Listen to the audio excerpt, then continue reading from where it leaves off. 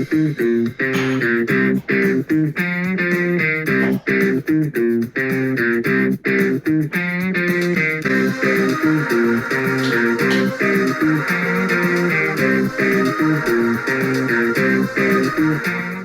guys, from the channel. Today we are going to review Hobbit, the Desolation of Smaug, the second one of the Hobbit trilogy. Obviously we're doing all these reviews. I started the first one, I finished it yesterday, and then I have Battle of the Five Armies coming probably later today or maybe tomorrow, we'll see. And then we're going to rank all the Hobbit and Lord of the Rings films, and then maybe after that we'll do the TV show.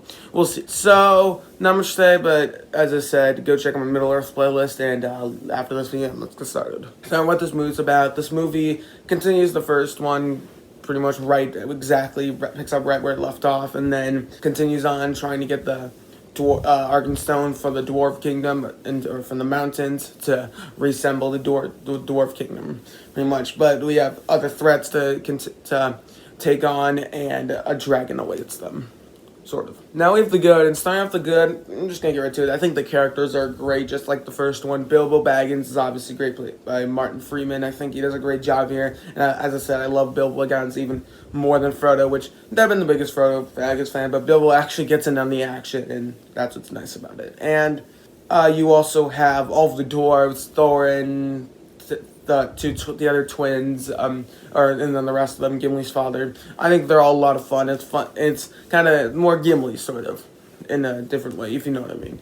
Yeah, so it's a lot of fun to see a lot of dwarves, which, as I said, we didn't really get them in the Lord of the Rings movies as much, so it's nice to see them here a bit more. And overall, I just really like the action sequences here. It's like you have the one with the spiders near the beginning. You have the opening action well, not the opening, but near the opening when they're getting chased by some of the big orcs, and then you have the sequence in the Elf Kingdom with the barrels. You have the sequence with the dragon, which is absolutely amazing, and this one's just a lot more fun than the other two Hobbit movies, where the other two they kind of feel dragged out a lot more. This one I feel like is a bit more cohesive, and I mean they're all pretty cohesive for the most part, but this one's a bit more put together. This one probably has the most amount of things in it, and it moves at a pretty quick pace compared to the other two. There's still some overlong scenes, like the bit at the Elf Kingdom or the Woodland Elf Kingdom, whatever it's called.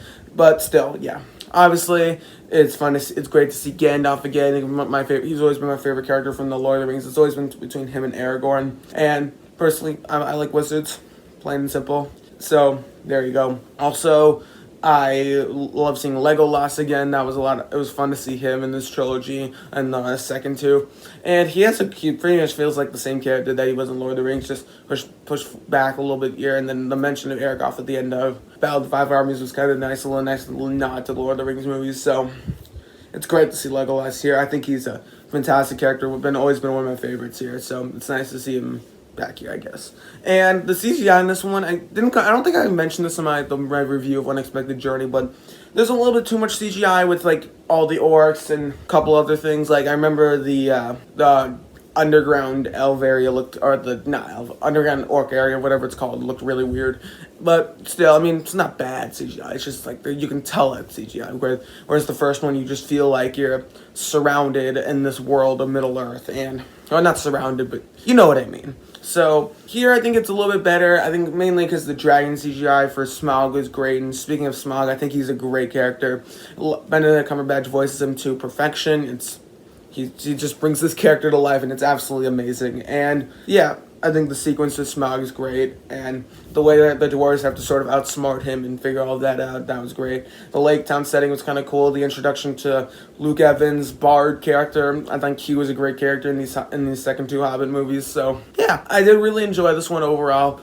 It is not without issues there. It still has some of my problems with the first one, and especially the third one, but yeah, I think that of the Hobbit movies, I do think this one is the best one. I'm not going to put that tiny secret. And yeah, I really enjoyed this one. I thought it was pretty great for the most part, but as I said, not without issues. I have the bad, and there are three things, and I'm just getting right to it. The first one, it's same issue as the other two. They should have just made it into one movie, because they're just sequences that drag over long, and there's just like too much in there at times.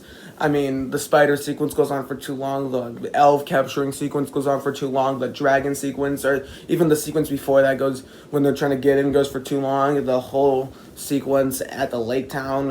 It's not a sequence, it's just like a long scene that goes on for 20 more minutes than it needs to, and still it has the same issues that I have with the first one and the third one. So, and nothing really new. So I'll talk more about that when we get to the third one. But still, like, they should just made into one movie or 3 movies that are that aren't like this like long, like 2 hours or less.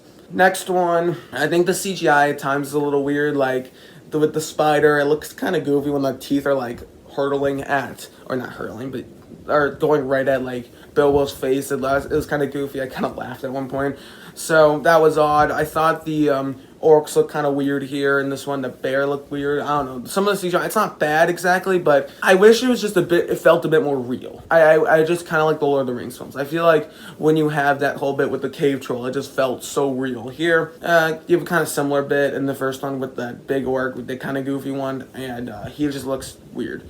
I think the CGI is better in this one, mainly with Smaug, than it was in the first one, but yeah, still. Also, the third thing, I think it just drags a bit in the middle section. Between the elf scene and then when the dragon shows up, it kind of just, that's what, like 45 minutes? It just kind of drags. Like, I'm like, wait, we're still here. We're still on this bit. And that bit was just kind of like, okay, we're still going. Okay. Yeah, so just move slowly. But still, I did really enjoy this one. For this movie's final score, I'm going to give it like a 7.6 out of 10 or 7.6. I did enjoy this one, I think, a lot more than I enjoyed Unexpected Journey.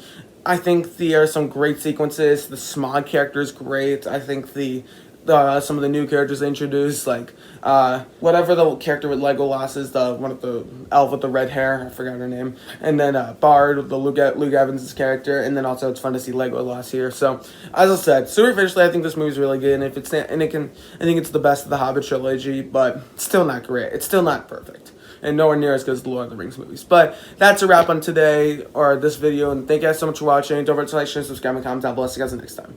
Adios.